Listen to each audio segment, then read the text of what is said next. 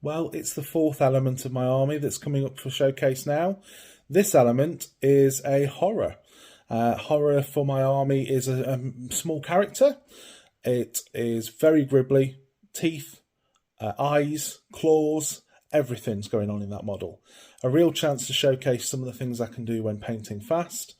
And yeah, I had a chance to use the white colour scheme that I've gone for my Night Stalkers, and you'll see the blends into purples and then blacks for the Energy Wisps. Hope you guys like. Hi, it's David from Wargaming Old Guys again. Now my fourth element is my second unit of Nightmares. Now the main reason I've taken this is I've tried to build a lot of my force out of the Ratkin army set. Now that comes with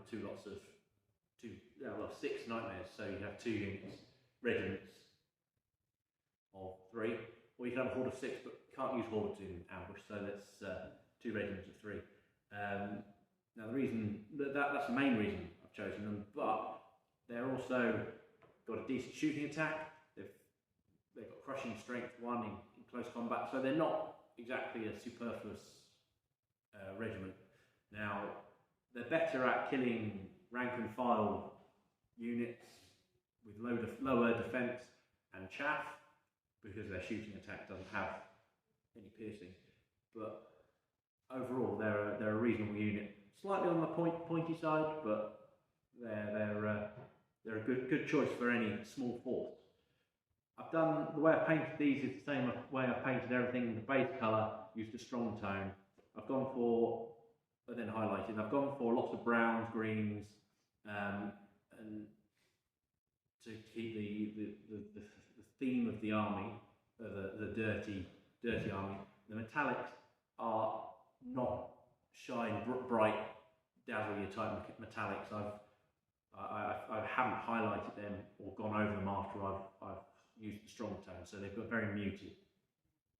My fifth element for my Ratkin will be a birthing daughter. Hi, Pilot War back again. So for this element, it's my Salamander Unblooded. These are the juveniles of the Salamanders. They're a bit of a cannon fodder. They say cannon fodder, but they are pretty tough. And no real experience in combat. So the main idea of this is they've got basic weapons which they've had to carve themselves out of lava rock, which they've had to go find themselves, giving them the newbie feel. And once these have proven themselves in their first battle, they then get promoted to the primed, which will be elements I'll be putting in later on. But yeah, I've gone with a ready orange armour to simulate the lava, and also for my theory of they take the power from the sun through the armour as they need heat to keep their life source going. So that's it for this element. My next element will be my Tyrants. I really like these Tyrant models. Quite a big model, and I'm looking forward to getting painted and on the table. Hi again, this is my fourth element. As you can see, it's another unit of riflemen. I've tried to keep the same colour scheme, however I have mixed it up a little bit in doing a quartered scheme rather than a standard half-half. Basing again, nice simple scrub. I've threw a couple of extra tufts in there, just to give it a real wild look. These are going to pair up with the other riflemen that I've got quite nicely. I'm hoping to throw out some really nasty tactics against my opponents with these, so I can't wait to unleash hell, so to speak. My next element is going to be another unit of Spear Spikes, and hopefully we'll get them sorted soon.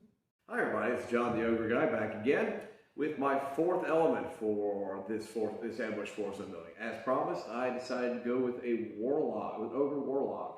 This is a model that has 2 purposes, one being a basic spellcaster. I think he starts with Lightning Bolt 3.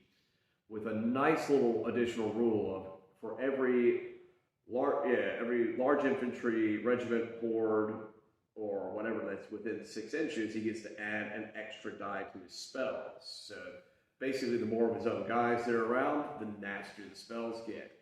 The other element of him that's very nice, he has inspiring, which is something that makes your units a lot more durable. And I'm sure we'll give more in-depth explanation of that rule in a future video. So where all my ogres are, again, running that kind of pale blue off-white, this guy has no armor.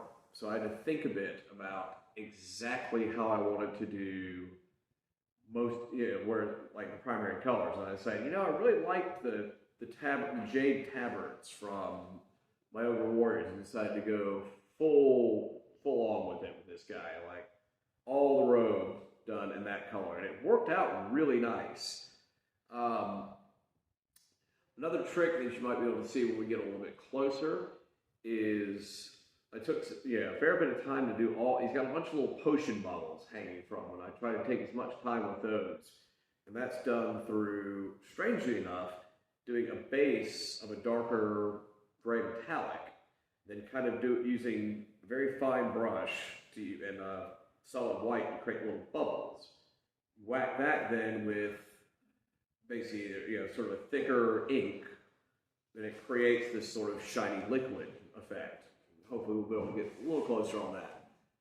And otherwise, this is the leader. This is going to be the only actual character in my entire ambush band. So at least that whole section's done.